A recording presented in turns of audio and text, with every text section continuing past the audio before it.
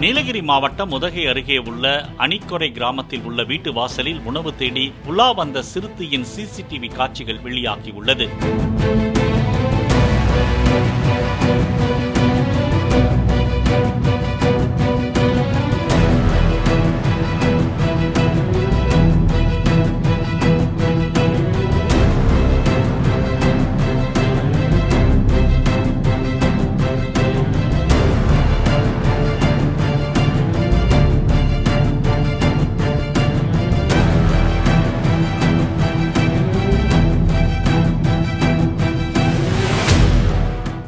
Play store மற்றும் app ஸ்டோரில் இருந்து பாலிமர் செயலியை QR கோடு மூலம் பதிவிறக்கம் செய்யுங்கள். செய்திகளை உடனுக்குடன் பெறுங்கள்.